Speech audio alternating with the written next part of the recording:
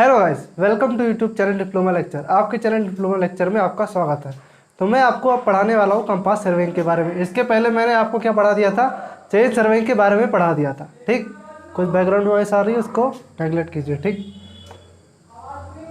Compass surveying के बारे में आज मैं आपको पढ़ाऊँगा। ठीक, और इसके पहले मैंने क्या पढ़ाया, चेन सर्वेइंग के बारे में आपको पढ़ाया। चेन सर्वेइंग के बारे में मैंने पूरी डिटेल आपको, उसमें क्या क्या चीज़ें यूज़ होती है, क्या क्या इंस्ट्रूमेंट यूज़ होता है, कैसे यूज़ होता है, ठीक, सब चीज़ के बारे में पूरा एक्सप्लेन किया।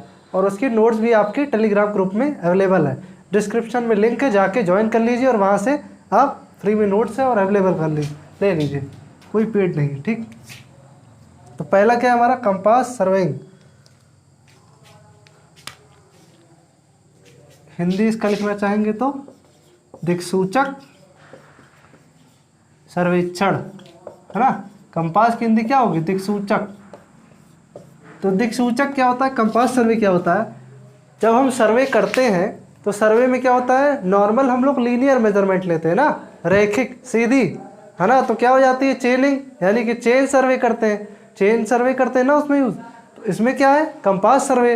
अगर हमें सीधी के साथ एंगल भी नापना लगे, मतलब कि अगर सीधी रेखा की लंबाई के साथ कोण का भी मापन करना हो तो किसका यूज़ करते हैं, कंपास सर्वे का यूज़ करते हैं। ठीक, और अधिकतर अगर आप जानना चाहेंगे कि कंपास सर्वे पे कहाँ यूज़ करते हैं, अगर हम बड़ी बड़ी जगह देखते हैं, बहुत बड़ा एरिया है, बहुत ज़्यादा बड़ा एरिया है, ठीक, तो जरीब कहाँ तक लेके जाएंगे, चेन कहाँ तक लेके जाएंगे, है ना। चेन कहाँ तक लेके जाएंगे, लीनियर तो लेके चले गए, दूसरे साइड में कहाँ तक लेके जाएंगे आप, है ना। तो वहाँ क्या यूज़ करते हैं, कंपास सर्वे यूज़ करते हैं। ठीक, वहाँ पर दिक्सूचक का यूज़ करते हैं। हमें कुछ इंस्ट्रूमेंट अवेलेबल है, उसकी मदद से हम कंपास सर्वे करते हैं। ठीक, यानी दिक्सूचक की मदद से। ठीक, तो दिक्सूचक के बारे में मैं आपको बता देता हूँ क्या होता है। उससे पहले हम लोग पढ़ेंगे एक चीज़ के बारे में, सॉरी कोई बात नहीं, चलिए। उससे पहले हमारा टॉपिक क्या है, ट्रेवर्स है। ठीक, ट्रेवर्स। और ये जो एंगल लेते हैं, मैंने एंगल बताया है ना, तो कोई एक रेफरेंस पॉइंट से लेते हैं ना एंगल। मान लीजिए एंगल ले रहे हैं तो एक रेफरेंस, मानी एक रेखा से, नीचे वाली रेखा से रेफरेंस के यहाँ पे लिया। ये जो फील्ड में हम एंगल लेते हैं, क्या लेते हैं, मैग्नेटिक मेरिडियन के हिसाब से लेते हैं, है ना। या फिर आपका कोई बिंदु होगा या पोजीशन होगी कि यहाँ से एंगल लेना, है ना, तो वहाँ से लेते हैं। मैग्नेटिक मेरिडियन या मेरिडियन कहेंगे तो यहाँ में उत्तर होता है मेरे ख्याल से उसके अंदर। ठीक, और ट्रेवर्स मतलब इसकी हिंदी क्या है, माला रेखा। अब कहेंगे सर ट्रेवर्स का मतलब क्या होता है, तो ट्रेवर्स क्या होता है, ऐसा सर्वे, ऐसी सर्वे लाइन, है ना। क्या है ये, सर्वे लाइन सी तो है, A B C C D E D E F, है ना, ये सब क्या है, सर्वे लाइन है। और अगर हमको इसकी लेंथ भी पता हो और इसका डायरेक्शन भी पता हो, मान लीजिए सीधी है, मान लीजिए कोई क्या बताइए सीधी हो, क्या दिख रहा है आपको, सीधी है, तिरछी ना, कुछ एंगल पे है, कहाँ पे है ना, दोनों बीच कुछ एंगल। अगर हमको एंगल भी पता हो और डिस्टेंस भी पता हो, ठीक, और ऐसे कर करके इसका भी एंगल पता हो, डिस्टेंस इसका भी, इसका भी। अब ये जो ढांचा तैयार हो रहा है, ये हमारा क्या है, माला रेखा। यही क्या है, हमारा ट्रेवर्स होता है ना। ऐसी रेखाओं का ढांचा जिसकी हमें दूरी भी पता हो और कोण भी पता हो, ठीक, उसको क्या कहते हैं, ट्रेवर्स कहते हैं। वही हमारी क्या होती है, माला रेखा होती है। अब माला रेखा देखना चाहेंगे तो माला रेखा की भी दो टाइप्स है। क्या क्या है, क्लोज ट्रेवर्स है, क्या है, क्लोज ट्रेवर्स, और ओपन ट्रेवर्स है। बहुत ज़्यादा डिटेल में नहीं बताएंगे, फास्ट फॉरवर्ड ही बताने का समय है। ठीक, पहला क्या है, क्लोज ट्रेवर्स और ओपन ट्रेवर्स। ट्रेवर्स क्या होता है, ढांचा होता है ना। क्लोज ट्रेवर्स जब पूरा ढांचा बंद हो, है ना, पूरा ढांचा बंद हो, यानी कि जहाँ से प्रारंभ करें और वहीं पे आके ख़त्म हो आपका सर्वे, तो वो क्या हो जाएगा, आपका क्लोज ट्रेवर्स। नीचे क्या है, ओपन सर्वे, है ना, मतलब ओपन ट्रेवर्स, सॉरी, है ना। ओपन ट्रेवर्स में क्या होता है, यहाँ से शुरू किया, यहाँ यहाँ यहाँ घूम के यहाँ ख़त्म हो रहा, है ना। ये ए हो गया, बी पॉइंट हो गया, सी हो गया, डी हो गया, ई हो गया, यानी कि ए से स्टार्ट किया ई पे, यानी कि प्रारंभिक बिंदु से अंतिम बिंदु मैच नहीं करता है। और जब मैच कर जाता है तो क्लोज, और नहीं करता है तो ओपन ट्रेवर्स। ठीक, सिंपल सा ट्रेवर्स समझ में आ गया होगा आपको, हमें लगता है। ठीक, इसमें भी अगर देखना चाहेंगे तो जब घूमते हैं एंगल में, जब हम लोग घूमते हैं तो डायरेक्शन होती है, कौन कौन सी डायरेक्शन होती है? क्लॉकवाइज डायरेक्शन होती है, घड़ी ऐसे ही तो घूमती है। और कौन सी होती है? एंटी क्लॉकवाइज डायरेक्शन होती है ना। क्लॉकवाइज और एंटी क्लॉकवाइज, यानी घड़ी की दिशा में, घड़ी की दिशा के विपरीत, है ना, यही तो होगा।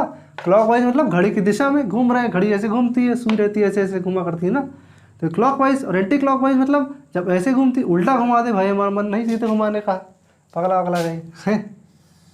एंटी क्लॉकवाइज, इसमें नहीं पगलाना है, पढ़ना है, ठीक। तो एंटी क्लॉकवाइज और क्लॉकवाइज होता है, दो तरीके से एंगल नाप सकते हैं, है ना, चाहे तो हम, है ना। किस तरीके से? या तो घड़ी की दिशा में नाप ले या उल्टी दिशा में नाप ले, है ना। आप ही के दिशा में बताया, आप ही को रेफरेंस लिखे, ठीक।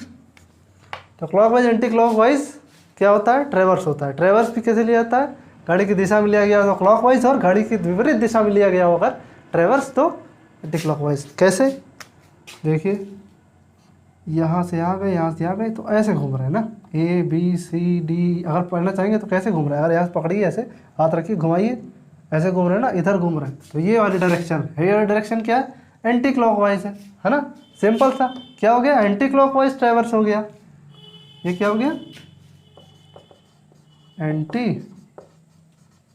क्लॉकवाइज ट्रेवर्स, है ना। ये एंटी क्लॉकवाइज ट्रेवर्स हो गया। अब कहेंगे सर क्लॉकवाइज ट्रेवर्स क्या होता है? घड़ी की दिशा में घूम लीजिए, A B C D E, है ना, ऐसे घूम रहा है ना, ऐसे ही तो घूम रहा है A B C। नेमिंग बहुत इंपॉर्टेंट चीज़ होती है।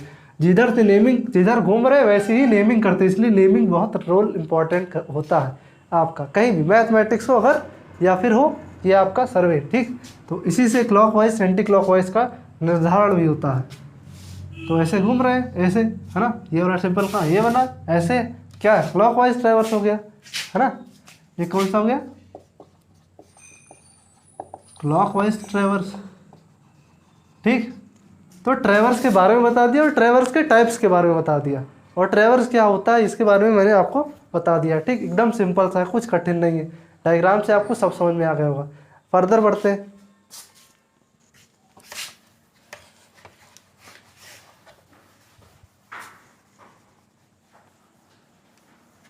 इसको बिगाड़ देते हैं।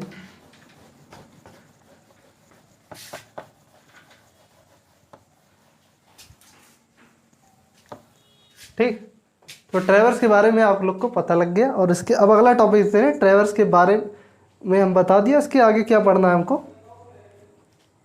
इसके आगे पढ़ना है दिक्सूचक के बारे में, है ना, कंपास के बारे में। कंपास सर्वेइंग पढ़ रहे हैं तो थोड़ा कंपास के बारे में भी जान लें। जानने वाले कुछ जानते होंगे, है ना। दिक्सूचक तो देखा ही होगा, पर दिक्सूचक के कुछ प्रकार हैं। कुछ दिक्सूचक जो आपने देखे होंगे जनरली आपके मोबाइल ही मिल जाता है ना। और ऐसे दिक्सूचक जो आपको नहीं मिलते, इंस्ट्रूमेंट यूज होते हैं बड़ी बड़ी जगहों पर, वो आप नहीं जानते, वो आप पढ़ेंगे, वही पढ़ना है ना। तो दिक्सूचक, कंपास क्या होता है? कंपास क्या होता है? अगर दिक्सूचक पूछे तो क्या होता है? दिक्सूचक क्या होता है कि किसी भी स्थिति को, मतलब जैसे अगर हमें एंगुलर मेजरमेंट लेना है तो किससे लेते हैं हम? कंपास से लेते हैं, ठीक। एंगुलर मेजरमेंट हमें लेना है तो किससे लेते हैं? कंपास से लेते हैं, है ना। लीनियर चेनिंग में कर रहे थे, है ना। और एंगुलर लेना है तो कंपास का यूज़ करते हैं। नॉर्मल कंपास में क्या होता है कि केवल एक डायरेक्शन बताता है, लेकिन कुछ कंपास क्या होते हैं कि वो आपको बताते हैं कि आप कितनी डिग्री रोटेट हुए, है ना, वो डिग्री बता देते हैं आपको। वहाँ पे एक इंस्ट्रूमेंट होता है, ठीक, कंपास का। कौन सा? सर्वियर कंपास, है ना। और एक और कंपास है ना, प्रिज्मेटिक कंपास। कंपास के कौन कौन से टाइप है? 2 टाइप है,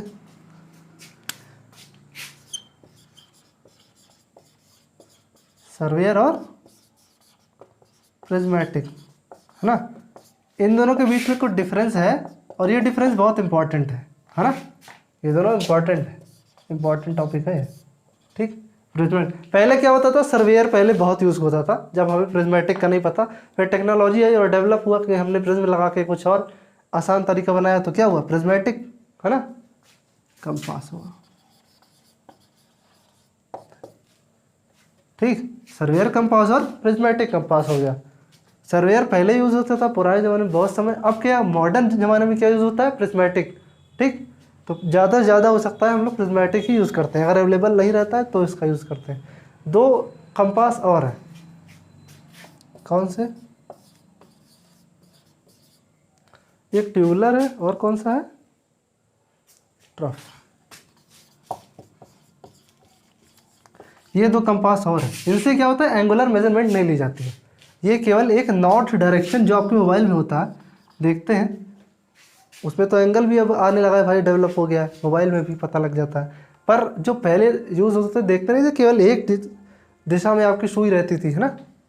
अगर देखते हैं तो कभी कभी घड़ी खरीदते तो उसमें छोटा सा बना रहता है, अगर काम करता हो तो कभी देखिएगा कि उसकी एक निडल लगी रहती है मैग्नेटिक, वो क्या होती है, नॉर्थ डायरेक्शन को शो करती है। तो ये दोनों जो कंपास थे हमारे क्या करते थे, केवल एक काम था इसका, नॉर्थ डायरेक्शन बताना, किधर नॉर्थ है। अगर हमें पता करना है तो भाई इतना बड़ा इंस्ट्रूमेंट ले जाने की जरूरत नहीं है, छोटा सा कंपास ले जाइए, बता देगा आपको नॉर्थ डायरेक्शन किस साइड, है ना। तो ये क्या काम करता था, नॉर्थ डायरेक्शन को दिखाने के लिए, ये पूरा एंगल नापने के लिए था, है ना। इन दोनों के बीच में जो डिफरेंस है मैं आपको अवेलेबल कर दूंगा हमारे कहाँ, यूट्यूब के कम्युनिटी टैब में डाल दूंगा या फिर टेलीग्राम के ग्रुप में डाल दूंगा, है ना। व्हाट्सएप पे भी हो सकेगा तो डाल दूंगा। और दोनों के बीच का डिफरेंस बहुत इंपॉर्टेंट, ठीक, दोनों अलग अलग तरीके से होते हैं।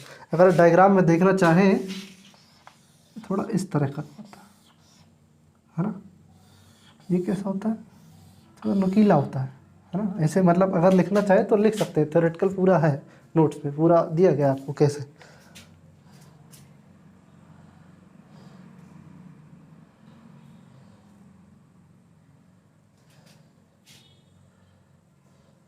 एक मिनट रुकिए, अभी बता देते हैं आपको। डायग्राम देख रहे हैं भाई, ये है, ठीक, प्रिज्मेटिक वाला ये है, प्रिज्मेटिक ऊपर नीचे बना दिया है हमने, है ना।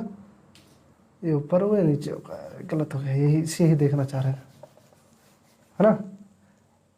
सर्वेयर यानी सर्वेक्षक दिक्सूचक, सर्वेक्षक दिक्सूचक हो गया। और कौन सा है इसका, जो है थोड़ा ये सर्कल है ना, ये ऐसे हो गया, कुछ आई टाइप का लग रहा होगा, नहीं, ये सिंपल सा होता है। प्रिज्मेटिक कंपास प्रिज्म लगा रहता है ना, ठीक। अगर देखना चाहेंगे तो सर्वेयर कंपास में कैसे बना रहता है, ऊपर जो सर्कल रहता है, ठीक, ये ईस्ट हो गया, ये वेस्ट हो गया, नॉर्थ हो गया, साउथ हो गया। ऐसे इस वाले प्रिज्मेटिक में भी बना होगा, है ना, ईस्ट वेस्ट नॉर्थ साउथ, पर दोनों में अलग अलग चीज़ें दी रहती हैं।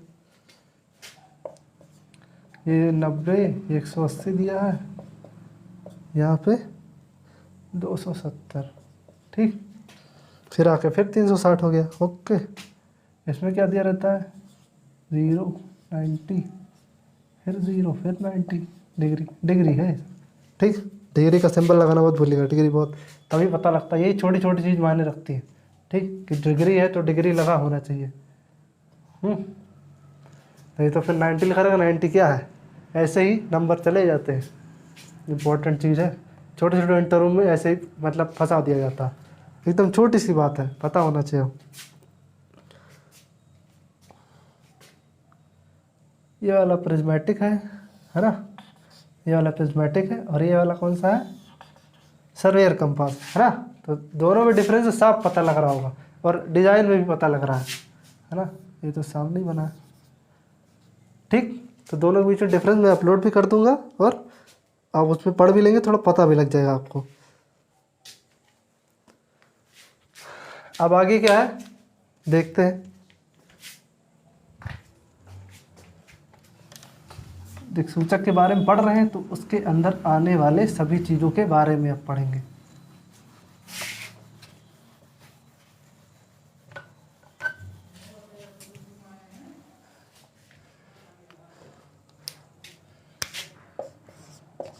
पार्ट्स ऑफ कंपास, यानी कि दिक्सूचक में यूज आने वाले, यानी हमारे जो दिक्सूचक है उसके आने वाले विभिन्न भागों के बारे में हमें पता करना, ठीक, यानी कि हमें उसके बारे में जानना। तो बारी बारी पॉइंट वाइज लिख लेते हैं क्या क्या होता है, फिर आपको बता देंगे कि दिक्सूचक में कौन कौन से चीज़ें होती हैं।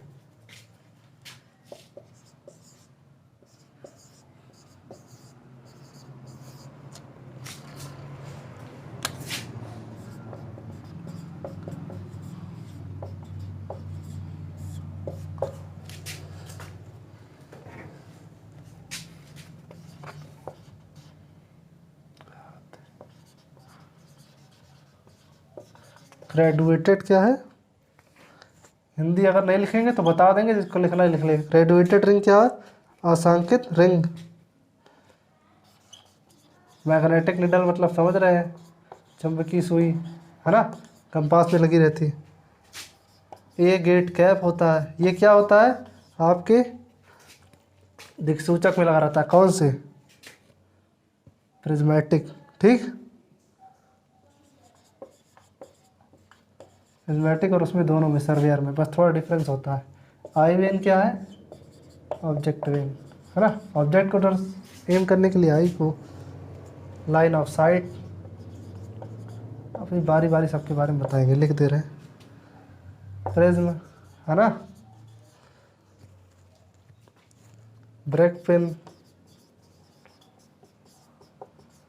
और स्प्रिंग पिन, अलग अलग चीज़ है, और नहीं लिख सकते इसको, स्प्रिंग ब्रेक, ओ सॉरी। ठीक, कुछ और भी है, कुछ चीज़ें सोचे इतना ही था। ग्लास कवर लगवाता है, एडजस्टेबल मिरर, एडजस्टेबल मिरर होता है। और क्या होता है? फोकसिंग स्टड, फोकसिंग स्टड होता है। Sunglass, dust cap, tripod. ठीक, यही लिख देते हैं, सनग्लास, डस्ट कैप और ट्राइपॉड। अलग लिखेंगे तो फिर बिगाड़ना पड़ेगा, इसीलिए उसमें लिखना पड़ रहा है, समझ में आ जाएगा। अलग अलग लिख देंगे। 9 हो गया, 10, 11 और 12। अब समझ में आ रहा होगा ना। ठीक, तो इतने कंपोनेंट आपके क्या होते हैं? एक कंपास में होते हैं। कौन से? सर्वेयर कंपास में होते हैं या तो फिर प्रिज्मेटिक। नॉर्मली प्रिज्म लिखा है तो प्रिज्मेटिक कंपास में सब आपको मिल जाएगा। ठीक, पहला क्या है? पाइवोट होता है, कीलक होता है। दूसरा क्या? ग्रेजुएटेड रिंग है। फिर मैग्नेटिक निडल है, यानी सुई लगी रहती है मैग्नेट की। फिर ये गेट क्या होता है? कैप होता है। आई वेन होती है। ठीक, और ऑब्जेक्ट वेन होता है, यानी कि आँख से देखने के लिए, और क्या? ऑब्जेक्ट को एम करने के लिए, ऑब्जेक्ट वेन हो गया। Line of site, line of site क्या होता है? ऐसी रेखा जो आई वेन और ऑब्जेक्ट वेन और जो हमें एम करना है वो जब एक सीध में आ जाता है तो ये जो लाइन हमारी रहेगी क्या होगी? Line of site. मतलब लाइन ऑफ साइट भी होना बहुत ज़रूरी है। अगर लाइन ऑफ साइट सही नहीं रहेगी तो मेजरमेंट सही नहीं आएगी, है ना।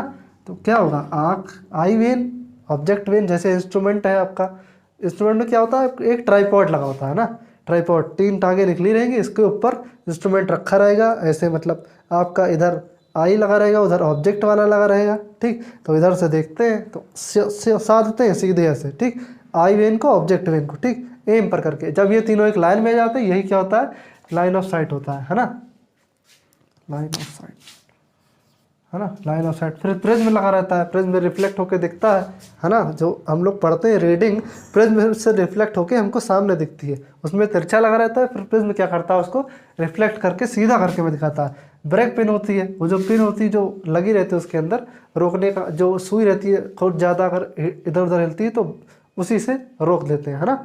अगर हमें फिर से ग्लास कवर लगा रहता है जिससे उसके अंदर क्या हो सके? धूल या फिर कोई भी डस्ट पार्टिकल जो है ना सके। ठीक, डस्ट कैप भी लगी है, देखिए, है ना, ऊपर से कवर भी कर देते हैं। एडजस्टेबल मिरर लगा रहता है उसके अंदर, मिरर इधर उधर एडजस्ट करने के लिए, देखने के लिए। ठीक, फोकसिंग स्टड, मतलब अगर जो हम यूज़ करते हैं ऑब्जेक्ट वेन या फिर उसमें क्या लगा रहता है? लेंस, तो उसको फोकस करने के लिए हमारा क्या होता है? फोकसिंग स्टड मतलब पेच लगा रहता है ना। स्टड मतलब पेच होता है। सन ग्लास होता है, सन ग्लासेज होते हैं, ठीक, पहनने के लिए, कड़ी धूप में अगर करते हैं जैसे हमें व्यू एकदम सही दिखे। डस्ट कैप जान ही गए, ट्राइपॉड जानते हैं, जो 3 टांगे निकली रहती है जिस पे खड़ा किया जाता है ना। तो ट्राइपॉड को कहाँ लगाते? ऐसी जगह लगाते हैं जहाँ हमें काम रहता है, वहीं सेंटरिंग करके ट्राइपॉड खड़ा कर देते हैं। फिर यहाँ से जहाँ तक नापना रहता है वहाँ तक नाप लेते हैं। अब मुझे लगता है लगभग सारे कंपोनेंट के बारे में बता दिया। अगर कुछ नहीं बताया तो नोट्स में अवेलेबल है, जाके पढ़ लीजिए। ठीक, सारे कंपोनेंट के बारे में एकदम विस्तार से बताया गया है, और हो सकेगा तो हम आपको एक डायग्राम भी प्रोवाइड कर देंगे। ठीक है ना, नोट्स में डायग्राम मेरे ख्याल से है, आपका देखना पड़ेगा, है नहीं, मेरे ख्याल से जहाँ तक पता मुझे है।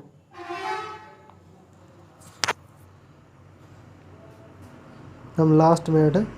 ठीक, तो डायग्राम आपका ऐड है ना, दिया हुआ है, प्रिज्मेटिक कंपास है, दिया हुआ। ठीक, तो मैंने बारी बारी सबके बारे में एक डिटेल ओवरव्यू दे दिया है, और डिटेल में जाकर नोट से पढ़ लीजिए, सब समझ में आ जाएगा, एकदम सिंपल लैंग्वेज में लिखा हुआ उसमें। ठीक, अब आगे बढ़ते हैं। कहाँ रख दिया हमने? ठीक,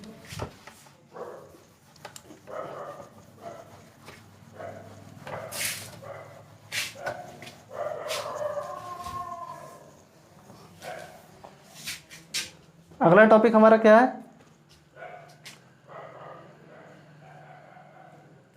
अब एडजस्टमेंट के बारे में है।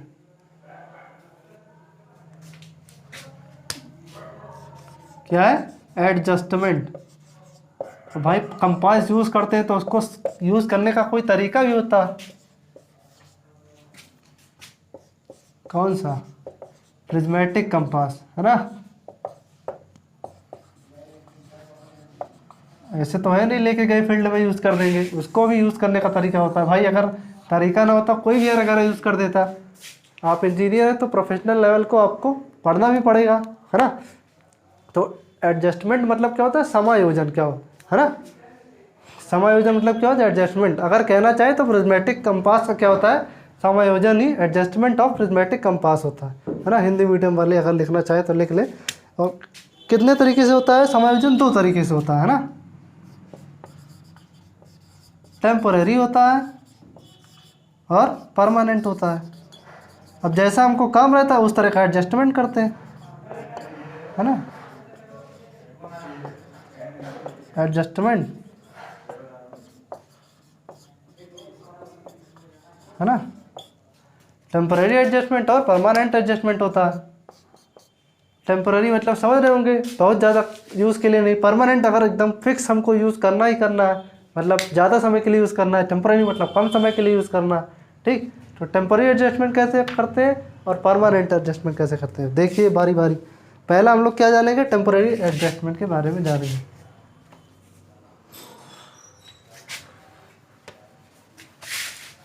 ये इजी होता है, इसके अंदर कुछ स्टेप्स होते हैं, उसी का यूज़ करते हैं। और यही आपका ट्राइपॉड में भी यूज़ होता है। ओ सॉरी, उसमें थियोडोलाइट में, है ना। आगे पढ़ेंगे आप लोग सर्वेइंग सेकंड में जब जाएंगे तो उसमें थियोडोलाइट के बारे में, वो आपके सिलेबस में।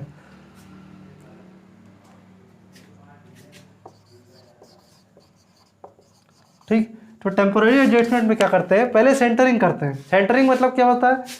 ट्राइपॉड जो होता है, जहाँ से हमको नापना रहता है, ट्राइपॉड की टांगों को वहीं पर फिक्स करते हैं। मतलब उसका जो सेंटर है, मतलब ऐसे मान लीजिए निकली हुई है 3 टांगें, तो उसको एकदम जहाँ पे हमें चाहिए वहीं पे पॉइंट करके, या फिर अगर हमने चेक कर लिया, चेक करने के लिए क्या यूज़ करते हैं? साहुल क्या होता है? जानते होंगे ना साहुल, जिसमें रस्सी बंधी रहती है अधिकतर। क्या यूज़ करते हैं? दीवार सही है कि सीधी है कि नहीं नापने के लिए लटका देते हैं मिस्त्री।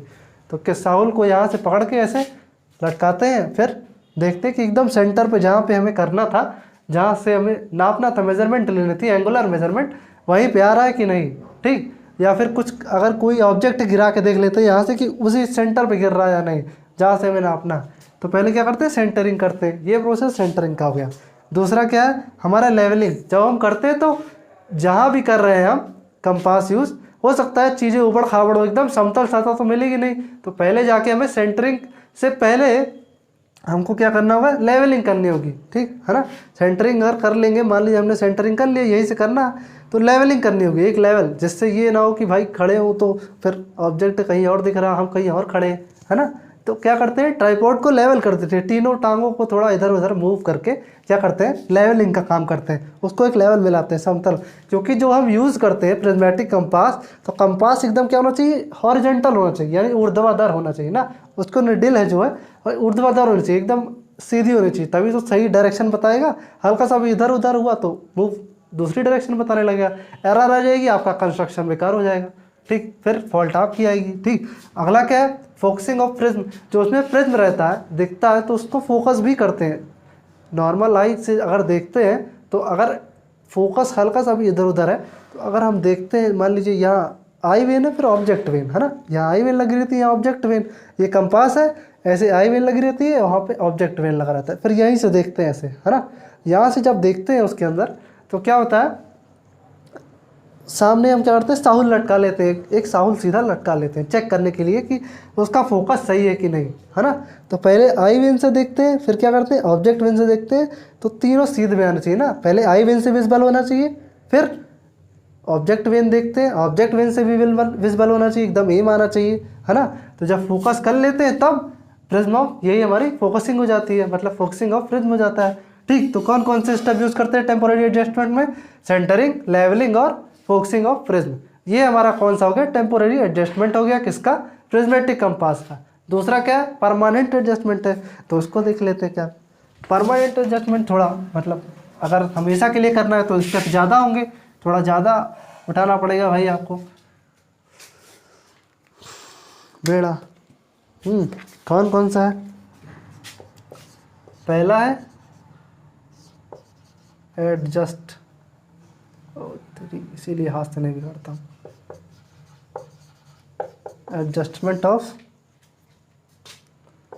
Magnetic needle. उसमें जो मैग्नेटिक निडल लगी रहती है, अगर थोड़ी दिक्कत हो रही हो समझने में तो डायग्राम देख लीजिए गूगल सर्च करके।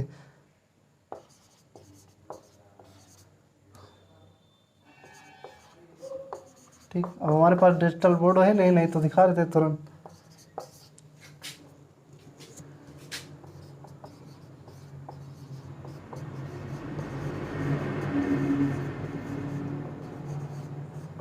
ठीक, और एडजस्टमेंट मतलब समायोजन होता है, तो चुंबकीय सुई का समायोजन और आई और ऑब्जेक्टिव वेन्स हो गया, और एडजस्टमेंट ऑफ पाइवोट यानी कीलक का समायोजन। ठीक, इन सब के बारे में है। इसके अंदर भी कुछ चीज़ें आती हैं। पहले वाला adjustment of magnetic needle, magnetic needle के अंदर कुछ स्टेप आते हैं, उसको देख लीजिए।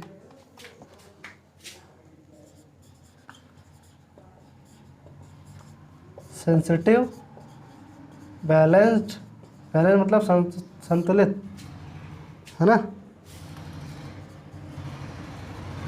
हॉरिजॉन्टली बैलेंस, हॉरिजॉन्टली बैलेंस और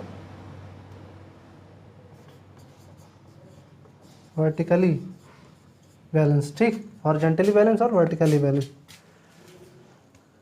तो चलिए देखते हैं परमानेंट एडजस्टमेंट किसका, प्रिज्मेटिक कंपास का। ठीक, पहला क्या है, एडजस्टमेंट ऑफ, पहले मैग्नेटिक नीडल का समायोजन करते हैं, मैग्नेटिक नीडल को सही करते हैं पहले, है ना।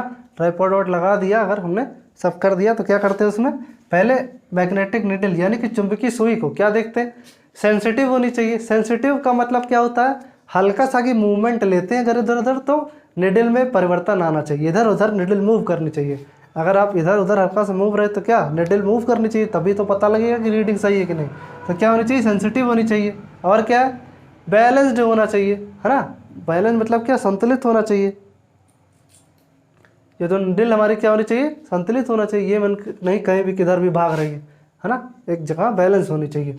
दूसरा क्या, हॉरिजॉन्टली, ये जो हमारी निडल होती है क्या पूरी हॉरिजॉन्टल में होनी चाहिए, एकदम सीधी। भाई बताया ना हमने लेवलिंग में क्या कर रहे थे, पूरे इंस्ट्रूमेंट को कर रहे थे, पर इसमें क्या मैग्नेटिक निडल को भी देख रहे हैं कि हॉरिजॉन्टली है कि नहीं इंस्ट्रूमेंट के बारे में। फिर क्या, वर्टिकली भी बैलेंस्ड होना चाहिए, सीधे भी, है ना। आपका मैग्नेटिक निडल जो है वर्टिकली भी बैलेंस्ड होनी चाहिए। जब आप ऐसे देखते हैं फ्रेम से तो आपको पता लगेगा कि वर्टिकली बैलेंस्ड है कि नहीं। ठीक, और क्या, आई और ऑब्जेक्ट वेन को सही करते हैं, क्या करते हैं, आई और ऑब्जेक्ट वेन को सही करते हैं। इधर आई लेंस लगा रहता है, उधर ऑब्जेक्ट वाला अपना, तो आई और ऑब्जेक्ट की फोकसिंग वही हो गया, है ना, किसके अंडर होता है, आई और ऑब्जेक्ट वेन्स के अंदर हो गया। ठीक, लास्ट क्या हो गया, एडजस्टमेंट ऑफ पाइवोट यानी कीलक लगा होता है उसमें, उसको हम उसका समायोजन करते हैं, वही हमारा क्या होता है पाइवोट। जनरली अगर देखेंगे डायग्राम में, पाइवोट क्या होता है, पाइवोट जो है आपके ए गेट से अटैच रहता है ना। पाइवोट क्या है, ए गेट से अटैच रहता है। तो पाइवोट क्या होता है, अगर थोड़ा सा भी अगर दिक्कत आती, कीलक अगर सही नहीं करते हैं, पाइवोट नहीं सही करते हैं, तो आपके रीडिंग में गड़बड़ी आएगी।